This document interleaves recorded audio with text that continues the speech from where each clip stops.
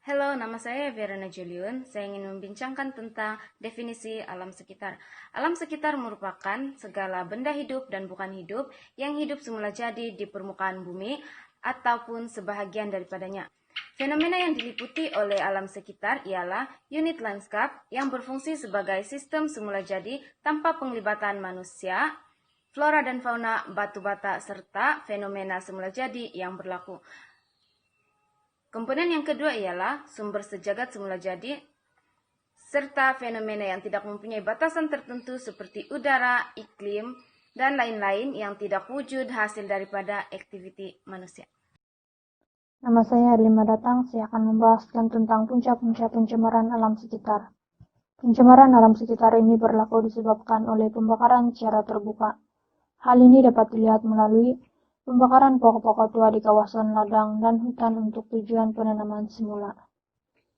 Penanaman semula ini sememangnya baik, tetapi akibat daripada pembakaran secara terbuka yang dilakukan oleh setengah pihak telah menyebabkan berlakunya pencemaran udara sekaligus turut memusnahkan kehidupan flora dan fauna di sekitarnya.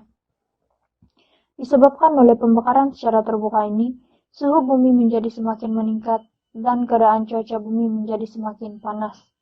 Pembakaran secara terbuka yang dijalankan ini akhirnya membawa kepada pencemaran alam sekitar serta turut menjejaskan kehidupan dan kesehatan manusia.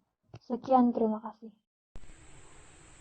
Hai, saya Elibiana. Saya akan menerangkan tentang punca-punca yang menyebabkan pencemaran alam sekitar berlaku. Pembangunan secara tidak sistematik adalah antara punca-punca yang menyebabkan pencemaran alam sekitar berlaku. Apabila pihak kerajaan atau pihak swasta merancang untuk membangunkan satu kawasan, mereka seharusnya memikirkan secara terperinci tentang kesan-kesan negatif yang akan timbul, terutamanya yang melibatkan alam sekitar, dan bukan tertumpu kepada kebaikan dan keuntungan pembangunan semata-mata. Kerana akibat dari pembangunan yang akan dijalankan boleh menyebabkan berlakunya pencemaran udara, pencemaran bunyi, pencemaran tanah, dan pencemaran air. Mungkin disebabkan penggunaan jentera yang terlalu banyak akan menghasilkan pencemaran udara dan pencemaran bunyi. Apabila jentera-jentera yang berteknologi tinggi tersebut mengeluarkan asap yang berlebihan. Akibat daripada projek-projek pembangunan tersebut, ia juga boleh berlakunya pencemaran air, terutamanya pada waktu hujan. Jika tanah lapang yang telah dibersihkan untuk projek pembangunan itu iaitu tanah merah mengalir terus ke dalam sungai atau ke dalam laut yang berdekatan. Hal ini boleh menjejaskan tahap kebersihan kualiti air dan boleh mengancam kehidupan ekosistem dalam air yang seterusnya membawa kepada pencemaran alam sekitar. Salam sejahtera, nama saya Farah Nurena binti Mat Saleh. Saya akan menerangkan tentang punca-punca berlakunya pencemaran alam sekitar melalui aktiviti pembangunan dan perindustrian. Pembangunan ekonomi amat bergantung kepada industri-industri perniagaan untuk diekspor atau aktiviti perniagaan domestik. Hal ini telah memburukkan lagi keadaan pencemaran udara. Pelepasan nitrogen, sulfur dioksida, hidrokarbon, dan juga karbon dioksida telah menambahkan buruk lagi kepada keadaan alam sekitar. Bukan itu saja, industri ini bukan hanya melepaskan gas-gas pencemaran, namun habuk-habuk yang menyebabkan kesesakan nafas juga dilepaskan. Saya Eva Eglintina binti Joni akan menerangkan punca pencemaran alam sekitar dari segi faktor semula jadi. Punca pencemaran ini berlaku tanpa diduga oleh masyarakat seperti letusan gunung berapi, gempa bumi, dan ribut taufan.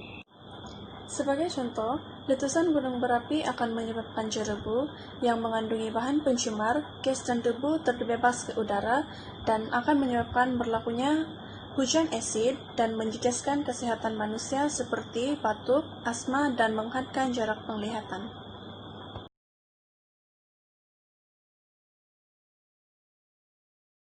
Salam sejahtera, saya Irada Brabantason. Salah satu langkah-langkah mencegah pencemaran alam sekitar ialah pendidikan. Pendidikan merupakan suatu langkah awal pendedahan kepada kanak-kanak. Pendidikan awal tentang alam sekitar kepada kanak-kanak adalah sangat penting. Pendidikan kita boleh dapat sama ada di rumah atau di sekolah, yaitu di rumah ibu bapa yang mengajar, manakala di sekolah pula ialah guru-guru. Namun dengan kemajuan teknologi kini, kita dapat mempelajari tentang alam sekitar dengan mudah hanya dengan hujung jari sahaja. Kita dapat lihat juga bahwa pendidikan alam sekitar merupakan pendidikan yang wajib dipelajari sama ada di sekolah ataupun institusi tinggi. Oleh itu, melalui peranan ibu bapa, sekolah dan juga kemajuan teknologi kini, maka pendidikan tentang alam sekitar adalah berterusan. Seterusnya, hal ini memberi faedah kepada kita, yaitu dengan mengembangkan lagi idea untuk kepentingan alam sekitar. Melalui kata-kata W.B. Yeats, pendidikan bukanlah proses memenuhi wadah yang kosong. Pendidikan ialah proses menyalakan api pikiran. Oleh itu, melalui kata-kata beliau, maka jelaslah bahawa pendidikan mampu melahirkan buah fikiran yang lebih berpandangan jauh untuk kepentingan alam sekitar, juga kepada perkara yang lain. Sekian dan terima kasih. Assalamualaikum, nama saya Faznur bin Abdul Rahman. Oke, langkah yang seterusnya untuk mengatasi masalah pencemaran alam sekitar ini ialah amalan kita semula. Seperti yang kita tahu, pencemaran alam sekitar ini adalah disebabkan oleh sikap segelintir manusia yang tidak bertanggung jawab terhadap alam sekitar. Sebagai contoh, mereka membuang sisa-sisa sampah, merata tempat, pembakaran secara terbuka, dan sebagainya. Hal ini akan menyebabkan pencemaran, yaitu pencemaran air, pencemaran udara, dan juga pencemaran bau. Oleh itu, amalan kita semula merupakan amalan yang terbaik untuk mengatasi pencemaran tersebut. Kitar semula ini merupakan proses bahan buangan dijadikan barangan baru. Sebagai contoh, botol plastik dijadikan sebagai pasu bunga, tempat letak pen, tempat letak sudu, dan sebagainya.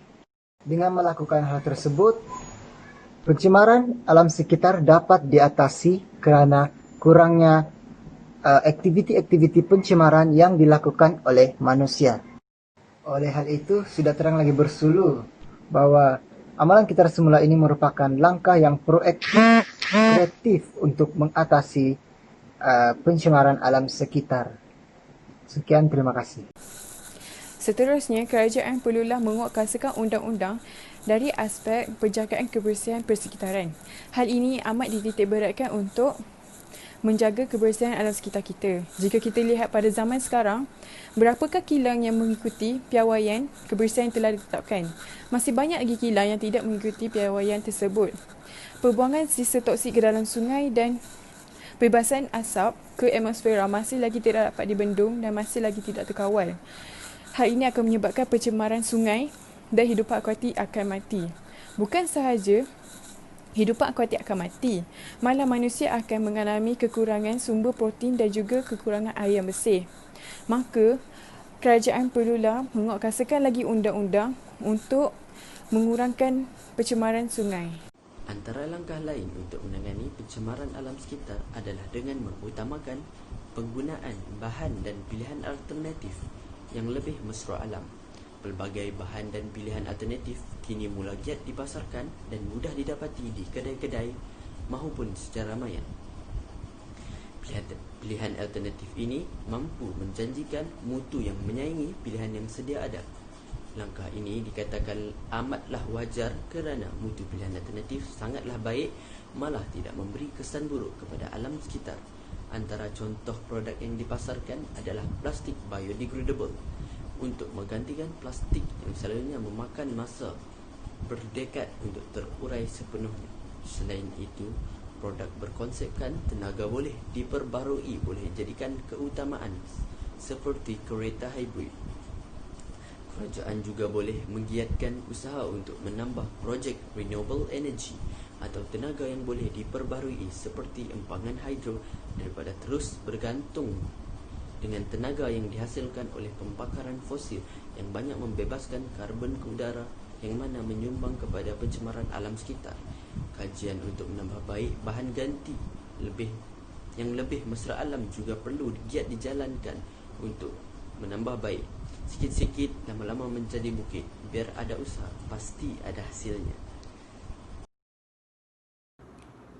Kesimpulannya, kerajaan perlu memastikan terdapat suatu mekanisme yang membolehkan alam sekitar diurus dengan baik. Tong sampah dan kemudahan awam perlulah disediakan di tempat-tempat awam dengan bilangan yang mencukupi agar masyarakat dapat menggunakannya.